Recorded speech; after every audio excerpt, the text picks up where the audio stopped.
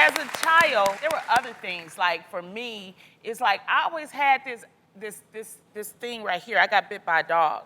It's a scar right here by my eye. I don't notice it at all. Yeah, you can't. But when I was little, I had it was like a big mark. It was like a big old It was rope. lifted a little bit. Yeah, I could barely see. But I was conscientious of it because I was so little, and it took me a long time to get over it. I think being short for me for a really long time, I thought that I looked like a little girl. Really? And I think it's crazy that sometimes those things that you struggle with that are your own insecurities were probably what really helped me in my career. The fact that I looked like a 16-year-old until I was 25 years old playing in the Cheetah Girls, now I see it as a blessing, but when you're 21, you want to look like a grown-up, and I always felt like even my body, like I just looked like a little girl all the time, and I really hated that. See, I was opposite. When I was 5, I looked like I was 25. I was a big old kid.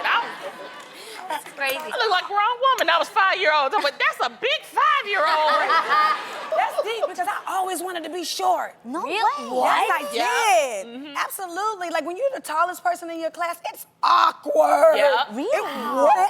It really is. Your feet bigger than everybody else. It's like, it's real. Like I always wanted to be short. That's really odd that you feel I was that rocking way. a B cup in the 1st grade, for real. Really? You're so lucky. I was a big, no, that's not because when you're a big kid, they put so much responsibility. You gotta watch everybody, you gotta do stuff. It was too much responsibility. I'm a kid, I'm 5. I should be watching the class. You right now. That's a good point. But they do. They do. See, you say that, but I remember in like high school and boys were kind of immature and they'd sit in back of you behind class. Guys would always snap girls' bras. And all the cute guys would do it to all the girls that looked like they were developed and wearing bras. And every time they went to Jeannie, they'd be like, she's not ready for a bra yet. And I'd be sitting there like, oh my God, that's horrible. And I was a little bit of a late bloomer. And do you guys remember staring at yourself in the mirror? Like, I always got knocked for my skinny legs because they're just chicken legs. They really are. And I would stare and just and pick every little thing in my body that I didn't like. Did you guys ever do that in the mirror? No. I had really skinny legs, I think and I had a had a flatter stomach. I thought that my legs could have had a little bit I had a group member that literally would tell stylists she needs to cover her legs. She has chicken legs.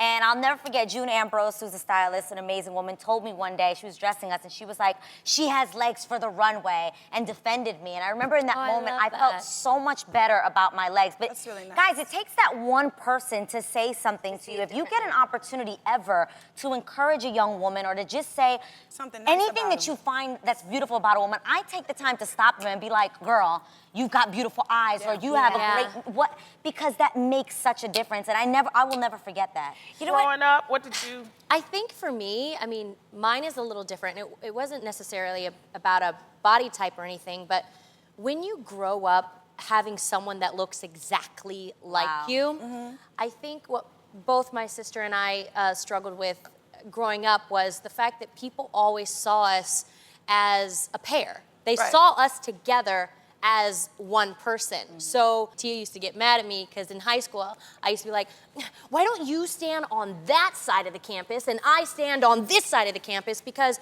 I was really struggling to find my own individuality. And that is the reason why I love my mole. I can remember on Twitches, when we did Twitches, they wanted me to cover up my mole so we could look like identical. And you guys, the weirdest thing happened. What happened? They covered it up, and then I immediately started bawling. And I was like, what is happening? Because this separates me from my sister if people don't know who I truly am as a person. Sets you apart. Yes, but I think for me, I can remember throughout all junior high and in high school, because that's when you like start to try to figure yourself out. I was always like, oh my gosh, can't you guys see that we are two different people? And then we, you know, got a television show about, you know, being twins. So it was really hard. I'm so glad you love that mole. I do. I absolutely love my mole. I love it. Tamara, I couldn't tell. I couldn't tell who you were. I was like, so I love your mole too. Oh, thank you, Now I Lonnie. know it's you. I know you now. Yeah. But when I was like, I don't know which one. They say, The one with the mole, see? Yes. I love that. That is awesome.